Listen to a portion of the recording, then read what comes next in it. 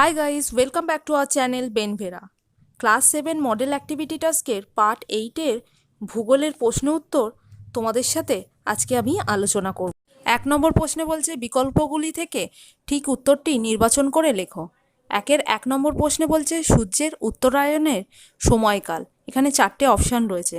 কয়ে বলছে 21শে জুন থেকে 22শে ডিসেম্বর। ক্ষয়ে বলছে 23শে সেপ্টেম্বর থেকে 21শে মার্চ। গয়ে বলছে 22শে ডিসেম্বর থেকে 21শে জুন। আর ঘয়ে বলছে 21শে মার্চ থেকে 23শে সেপ্টেম্বর। উত্তরটা হবে গ, 22শে ডিসেম্বর থেকে 21শে জুন। 2 নম্বর প্রশ্নে বলছে কোনো মানচিত্রে সমচাপ রেখাগুলো খুব কাছাকাছি অবস্থান করলে সেখানে ড্যাশ। এবার 4টে অপশান দেওয়া রয়েছে ক খ গ ঘ করে। ক হচ্ছে বায়ুর চাপ বেশি হয়, খ হচ্ছে বায়ুর চাপ পার্থক্য বেশি হয়, গ হচ্ছে বায়ুর চাপ কম হয়, ঘ হচ্ছে বায়ুর চাপের পার্থক্য কম হয়। উত্তরটা হবে খ, বায়ুর চাপের পার্থক্য বেশি হয়। 3 নম্বর প্রশ্নে বলছে টোকিও ইয়োকোহামার শিল্পাঞ্চলের উন্নতির অন্যতম প্রধান কারণ হলো ক খনিজ ও শক্তি সম্পদের সহজলভ্যতা, খ হচ্ছে স্বল্প জনঘনত্ব, গ হচ্ছে উন্নত প্রযুক্তি ও দক্ষ শ্রম, ঘ হচ্ছে সমুদ্র থেকে দূরবর্তী স্থানে অবস্থান। উত্তরটা হবে গ, উন্নত প্রযুক্তি ও দক্ষ শ্রম। 4 নম্বর প্রশ্নে বলছে ভূভাগ ভাঁজ খেয়ে উপরের দিকে উঠে যে পর্বত সৃষ্টি করে তার উদাহরণ হলো ক হলো সাতপুরা, খ ভাঁজে, গ হচ্ছে কিলোমাঞ্জারো, ঘ হচ্ছে হিমালয়। উত্তরটা হবে ঘ, হিমালয়। 5 নম্বর প্রশ্নে বলছে ঠিক জোড়াটি নির্বাচন করো। ক হচ্ছে নদীর উচ্চ প্রবাহ, ভূমির ঢাল কম, খ হচ্ছে নদীর উচ্চ প্রবাহ, নদীর প্রধান কাজ ক্ষয়, গ হচ্ছে নদীর নিম্ন প্রবাহ, ভূমির ঢাল বেশি, আর ঘ হচ্ছে নদীর নিম্ন প্রবাহ, নদীর প্রধান কাজ বহন। উত্তরটা হবে খ, নদীর উচ্চ প্রবাহ, নদীর প্রধান কাজ ক্ষয়। 7 নম্বর প্রশ্নে বলছে পৃথিবীর ছাদ যে মালভূমিকে বলা হয় সেটি হলো ক ছোটনাগপুর মালভূমি, খ মালব্য মালভূমি, গ পামির মালভূমি, ঘ লাদাখ মালভূমি। উত্তরটা হবে গ, পামির মালভূমি। 8 নম্বর প্রশ্নে বলছে নদীর উচ্চ প্রবাহে আই আকৃতির উপত্যকা সৃষ্টির অন্যতম প্রধান কারণ হলো ক ভূমির ঢাল কম থাকা, খ উপনদীর সংখ্যা বেশি থাকা, গ নদীর নিম্ন ক্ষয়ের ক্ষমতা বেশি হওয়া, ঘ নদীর পার্শ্ব ক্ষয়ের ক্ষমতা বেশি হওয়া। উত্তরটা হবে গ, নদীর নিম্ন ক্ষয়ের ক্ষমতা বেশি হওয়া। 9 নম্বর প্রশ্নে বলছে যে রূপান্তরিত শিলা বিভিন্ন সৌধ নির্মাণের কাজে লাগে তা হলো ক চুনাপাথর, খ কাদা পাথর, গ ব্যাসল্ট, ঘ মার্বেল। উত্তর হলো ঘ মার্বেল। 2 নম্বর প্রশ্নে বলছে শূন্যস্থান পূরণ করো। 1 নম্বর প্রশ্নে বলছে নিরক্ষরেখা থেকে মেরুর দিকে অক্ষরেখার পরিধি ক্রমশ ড্যাশ থাকে। উত্তরটা হবে নিরক্ষরেখা থেকে মেরুর দিকে অক্ষরেখার পরিধি ক্রমশ কমতে থাকে। 2 নম্বর প্রশ্নে বলছে বায়ুতে জলীয় বাষ্পের পরিমাণ কমে গেলে বায়ুর চাপ ড্যাশ পায়। উত্তরটা হলো বায়ুতে জলীয় বাষ্পের পরিমাণ কমে গেলে বায়ুর চাপ বৃদ্ধি পায়। 3 নম্বর প্রশ্নে বলছে এশিয়া মহাদেশের একটি উত্তরবাহিনী নদী হলো ড্যাশ। উত্তরটা হবে এশিয়া মহাদেশের একটি উত্তরবাহিনী নদী হলো লেনা। 3 নম্বর প্রশ্নে বলছে বাক্যটি সত্য হলে ঠিক এবং অসত্য হলে ভুল লেখো। 1 নম্বর প্রশ্নে বলছে ব্যবচ্ছিন্ন মালভূমি একটি উদাহরণ হলো ছোটনাগপুর মালভূমি। উত্তরটা হবে ঠিক। 2 নম্বর প্রশ্নে বলছে শীতল ও শুষ্ক জলবায়ুতে মাটি সৃষ্টি হতে বেশি সময় লাগে। উত্তরটা হলো ঠিক। 3 নম্বর প্রশ্নে বলছে জুলাই মাসের উত্তর আফ্রিকা যখন গ্রীষ্মকাল, দক্ষিণ আফ্রিকায় তখন শীতকাল। উত্তরটা হবে ঠিক। 4 নম্বর প্রশ্নে বলছে স্তম্ভ মেলাও। এখানে দেয়া রয়েছে ক স্তম্ভ, খ স্তম্ভ। এখানে 4টে করে পয়েন্ট দেয়া রয়েছে। প্রথমটাই বলছে ফুজিয়ামা আগ্নেয় শিলা, গ্রানাইট নদীর মধ্যপ্রবাহ, মেন্ডার আগ্নেয় পর্বত। এবার তোমাদেরকে মেলাতে হবে কোনটা কার সাথে যাবে। এবার উত্তরটা আমি বলছি।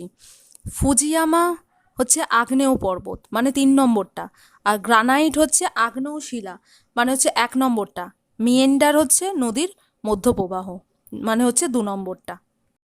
5 নম্বরে বলছে সংক্ষিপ্ত উত্তর দাও। 1 নম্বর প্রশ্নে বলছে কোন তারিখকে কর্কটক্রান্তি বলা হয় ও কেন। উত্তর হলো 21শে জুন তারিখটিকে কর্কটক্রান্তি বলা হয় কারণ নিজের পরিক্রমণ গতিতে 21শে জুন তারিখে পৃথিবীর উত্তর গোলার্ধ সূর্যের দিকে সবচেয়ে বেশি ঝুঁকে থাকে। ওই দিন সূর্যকিরণ কর্কটক্রান্তি রেখার ওপর লম্বালম্বিভাবে পড়ে বলে 21শে জুন তারিখটিকে উত্তর গোলার্ধের দিন সবচেয়ে বড় এবং রাত সবচেয়ে ছোট, আর দক্ষিণ গোলার্ধে এর ঠিক বিপরীত অবস্থা সৃষ্টি হয়। 21শে জুন সূর্য উত্তরায়ণের শেষ সীমা কর্কটক্রান্তির ওপর পৌঁছায় বলে 21শে জুন তারিখটিকে কর্কটক্রান্তি বলা হয়। 5-এর 2 নম্বর প্রশ্নে বলছে অক্ষরেখা ও দাগিমা রেখা একটি করে বৈশিষ্ট্য উল্লেখ করো। উত্তর হলো অক্ষরেখাগুলো পূর্ণবৃত্ত আর দাগিমা রেখাগুলো অর্ধবৃত্ত। 5-এর 3 নম্বর প্রশ্নে বলছে সুউচ্চ হিমালয় পর্বত কিভাবে আমাদের দেশের জলবায়ুকে প্রভাবিত করে। উত্তর হলো ভারতের উত্তর দিকে প্রাচীরের মতো সুউচ্চ হিমালয় পর্বত অবস্থান করছে। এই পর্বত থাকায় দক্ষিণ পশ্চিম মৌসুমী বায়ু এখানে বাধাপ্রাপ্ত হয়ে উত্তর পূর্ব ভারতের প্রচুর বৃষ্টিপাত ঘটায়। অপরদিকে শীতকালে উত্তরে শীতল সাইবেরীয় বাতাস ভারতে প্রবেশ করতে বাধা পায়, ফলে ভারতে শীতের প্রকোপ কম হয়। 4 নম্বর প্রশ্নে বলছে ভূমির ঢাল ও উচ্চতার ভিত্তিতে মালভূমি ও সমভূমির পার্থক্য নিরূপণ করো। তাহলে 3টে আমরা দাগ কেটে নেব এবং 3 ভাগে ভাগ করে নেব। একটাতে ভিত্তি লিখব, একটাতে মালভূমি আর একটাতে সমভূমি লিখব। ভিত্তির নিচে লিখব আমরা ভূমির ঢাল, মালভূমির নিচে লিখব চারপাশে খাড়া ঢালযুক্ত হয়ে থাকে, আর সমভূমির নিচে লিখব উপরিভাগ সমতল বা ঢেউ খেলানো হয়ে থাকে। তার তলায় ভিত্তির তলায় লিখব আবার উচ্চতা, আর মালভূমির তলায় লিখব গড় সমুদ্রপৃষ্ঠ থেকে 300 মিটারের বেশি উঁচু, আর সমভূমির নিচে লিখব গড় সমুদ্রপৃষ্ঠ থেকে 300 মিটার কম উঁচু। 6 নম্বরে বলছে নিচের প্রশ্নগুলোর উত্তর দাও। 6-এর 1 নম্বর প্রশ্নে বলছে মেরু অঞ্চল ও নিরক্ষীয় অঞ্চলে বায়ুর উষ্ণতার তারতম্য কিভাবে দুই অঞ্চলের বায়ুচাপকে নিয়ন্ত্রণ করে তা ব্যাখ্যা করো। উত্তর হলো বায়ুমণ্ডলে উষ্ণতার সঙ্গে বায়ুচাপ ব্যস্তানুপাতে পরিবর্তিত হয়, অর্থাৎ বায়ুর উষ্ণতা বাড়লে বায়ুচাপ কমে এবং উষ্ণতা কমলে বায়ুচাপ বাড়ে। বায়ু উষ্ণ হলে হালকা ও প্রসারিত হয়, ফলে তার চাপ কমে যায়। এই কারণে নিরক্ষীয় অঞ্চলে সারা বছর প্রখর সূর্যতাপের বায়ু উষ্ণ ও হালকা হয়ে নিম্নচাপের সৃষ্টি করেছে। অপরদিকে মেরু অঞ্চলে সূর্যতাপের অভাবে তীব্র শীতলতার কারণে বায়ু শীতল ও সংকুচিত হয়ে উচ্চচাপের সৃষ্টি করছে। 6-এর 2 নম্বর প্রশ্নে বলছে মাটি দানার আকারের উপর ভিত্তি করে মাটির শ্রেণীবিভাগ করো। প্রতিটি শ্রেণীর একটি করে উল্লেখ করো। উত্তর হলো মাটি দানার আকারের উপর ভিত্তি করে মাটিকে 3 ভাগে ভাগ করা যায়, যথা বেলে মাটি। বেলে মাটির উদাহরণ হলো মাটি দানার আকার মোটা। 2 নম্বর হলো এঁটেল মাটি, মাটির দানার আকার সূক্ষ্ম। 3 নম্বর হলো দোআঁশ মাটি, মাটির দানার আকার মাঝারি।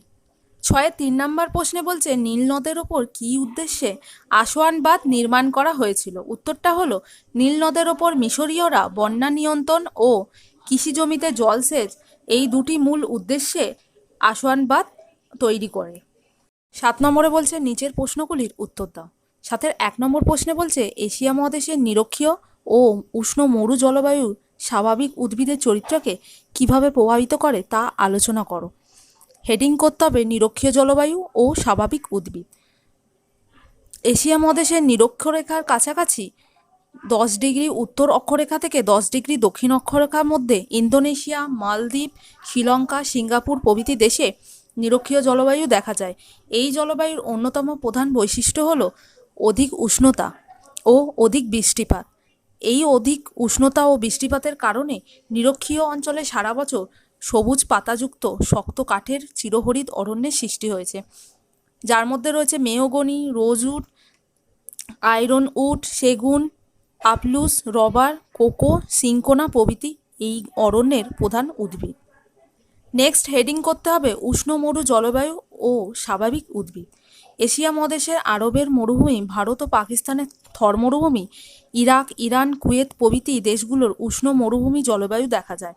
অধিক উষ্ণতা ও অতি অল্প বৃষ্টিপাত এই জলবায়ুর অন্যতম বৈশিষ্ট্য, যার প্রভাবে এখানকার স্বাভাবিক উদ্ভিদের ওপরও স্পষ্ট বৃষ্টিপাত কম হয় জন্য এখানকার গাছগুলো কাণ্ড ও পাতা মোম জাতীয় পদার্থ দিয়ে ঢাকা থাকে, যাতে প্রচ্ছেদন প্রক্রিয়া গাছের জল বেরিয়ে না যায়। অধিকাংশ গাছই কাঁটা জাতীয় হয়ে থাকে, যেমন ক্যাকটাস, বাবলা, ফণিমনসা, খেজুর প্রভৃতি।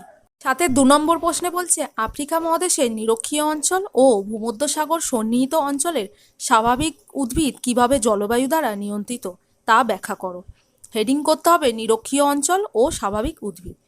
আফ্রিকার নিরক্ষরেখার কাছাকাছি অঞ্চলে সারা বছর গরম 27 ডিগ্রি, মোট বৃষ্টিপাতের পরিমাণ 200 থেকে 250 সেমি। লম্ব সূর্যরশ্মি আর সারা বছর বৃষ্টিতে এখানে শক্ত কাঠের ঘন জঙ্গল সৃষ্টি হয়েছে। মেহগনি, রোজউড, এবনি এই ঘন জঙ্গলের প্রধান গাছ। ঋতু পরিবর্তন না হয় এবং সারা বছর বৃষ্টিপাত হওয়ায় এখানকার গাছগুলো পাতা সবুজ থাকে, তাই এই অরণ্যের নাম নিরক্ষীয় চিরসবুজ অরণ্য। পরের পয়েন্ট করতে হবে ভূমধ্যসাগরীয় অঞ্চল ও স্বাভাবিক উদ্ভিদ। আফ্রিকার একেবারে উত্তর পশ্চিম ও দক্ষিণ পশ্চিম অংশে ভূমধ্যসাগরীয় জলবায়ু দেখা যায়। এই জলবায়ু অঞ্চলে শীতকালে বৃষ্টি হয়, সারা বছর 50 থেকে 100 সেমি বৃষ্টি হয়। গরমকালে বৃষ্টিহীন থাকে। বাষ্পমোচন রোধ করার জন্য গাছের পাতায় নরম মোমের আস্তরণ দেখা যায়। জলপাই, ওক, আখরোট, ডুমুর, ওক প্রভৃতি গাছগুলো এখানে জন্মায়। গরমকালে জলের সন্ধানে গাছের মূলগুলো অনেক গভীরে চলে যায়। সাথে 3 নম্বর প্রশ্নে বলছে মানুষের নানাবিধ ক্রিয়াকলাপ নদীর ওপর নেতিবাচক প্রভাব ফেলে, বক্তব্যটির যথার্থতা বিচার করো। উত্তর হলো মানুষের জীবনের সঙ্গে নদীর সম্পর্ক অতি নিবিড় হলেও মানুষের কিছু কিছু কাজ নদীর স্বাভাবিক ছন্দকে নষ্ট করে, নদীর ওপর নেতিবাচক প্রভাব ফেলেছে। যেমন কৃষি ব্যবস্থার প্রসার, শিল্পায়ন, নগরায়ন ইত্যাদি নানাভাবে নদীকে প্রভাবিত করেছে। বন্যার নিয়ন্ত্রণের জন্য নদীর ওপর কৃত্রিম বাঁধ তৈরি করলে সামরিক সুফল পাওয়া গেলেও শেষ পর্যন্ত তা আরও ভয়াবহ বন্যারই সৃষ্টির কারণ হয়ে উঠেছে। একদিকে কৃষিজমি থেকে ধুয়ে আসা পলিতে নদী ক্রমশ ভরাট হচ্ছে, অন্যদিকে সেচের জলের যোগান দিতে নদী ক্রমশ শুকিয়ে যাচ্ছে।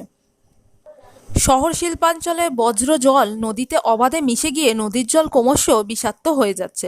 তাই সর্বশেষে বলা যায় মানুষের নানাবিধ ক্রিয়াকলাপ নদীর ওপরে নেতিবাচক প্রভাব ফেলে। এই বক্তব্যটি যথার্থ। ভিডিওটা যদি ভালো লেগে থাকে আপনাদের, তাহলে লাইক, শেয়ার অ্যান্ড সাবস্ক্রাইব করতে ভুলবেন না এবং ফ্রেন্ডস ফ্যামিলি সবার সাথে শেয়ার করতে ভুলবেন না এবং পাশে থাকা বেল আইকনটি প্রেস করুন যাতে আমাদের নতুন নতুন ভিডিওগুলো সবার প্রথমে আপনিই দেখতে পান।